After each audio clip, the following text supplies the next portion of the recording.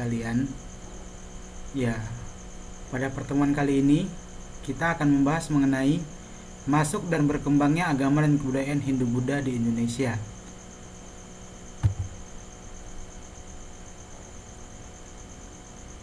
Hipotesis tentang proses masuk dan berkembangnya agama dan kebudayaan Hindu-Buddha di Kepulauan Indonesia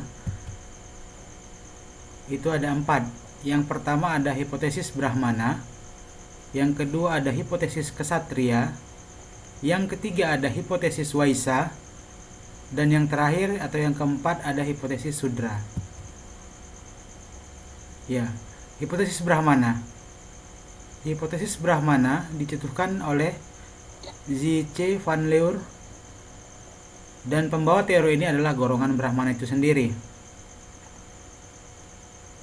Teori ini berisikan bahwa kaum Brahmana sengaja didatangkan oleh raja ke Indonesia untuk memberi legitimasi kepada raja-raja di Indonesia agar setaraf dengan raja-raja di India.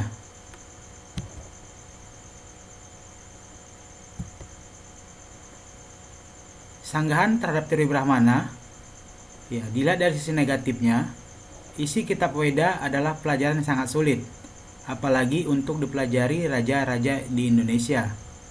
Yang kedua, para Brahmana didatangkan untuk mengajarkan kitab Weda kepada raja-raja di Indonesia. Yang ketiga, kaum Brahmana tidak boleh menyeberangi lautan.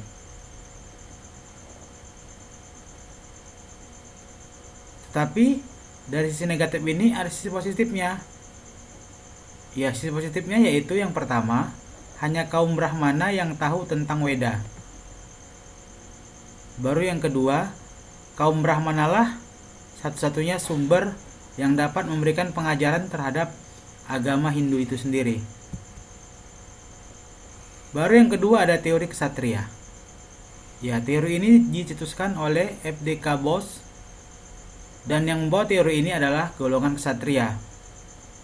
Teori ini berisikan bahwa raja-raja di India yang kalah perang menyingkir ke Indonesia dan membentuk kolonisasi. Adapun sanggahan terhadap teori ini adalah tidak mungkin pelarian kasta dari India mendapat kedudukan yang mulia sebagai panglima perang atau ksatria.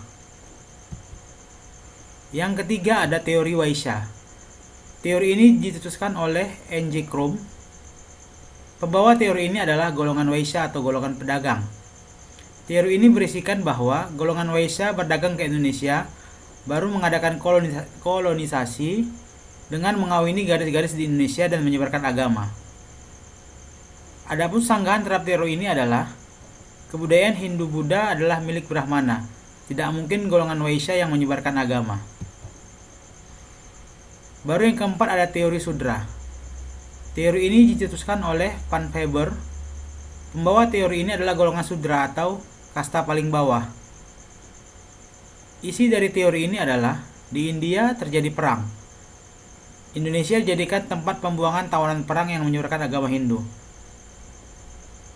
Sanggahan terhadap teori ini adalah kasta Sudra adalah kasta terendah yang tidak mungkin menyebarkan agama Hindu Buddha di Indonesia. Baru yang terakhir yaitu teori nasional. Teori ini dicetuskan kembali oleh Dr. van Leur. Disebutkan juga adanya hubungan timbal balik. Maksud dari hubungan timbal balik di sini adalah hubungan timbal balik antara Indonesia dengan India. Isi dari teori ini adalah yang pertama, raja di Indonesia mendatangkan golongan Brahmana ke Indonesia, segi politis. Baru yang kedua, raja melakukan perdagangan melalui perantara wakil-wakilnya, atau segi ekonomis. Yang ketiga, terjadi hubungan timbal balik yang cukup lama. Dan yang terakhir adalah terjadinya proses Hinduisasi. Proses masuk dan berkembangnya agama Buddha di Indonesia. Agama Buddha masuk ke Indonesia melalui pendeta agama Buddha yaitu biksu. Para biksu datang ke seluruh dunia melalui jalur perdagangan. Dalam agama Buddha, para biksu wajib menyebarkan agama Buddha ke seluruh dunia. Baik, demikianlah pembahasan singkat kita mengenai masuk dan berkembangnya agama Hindu dan Buddha di Indonesia.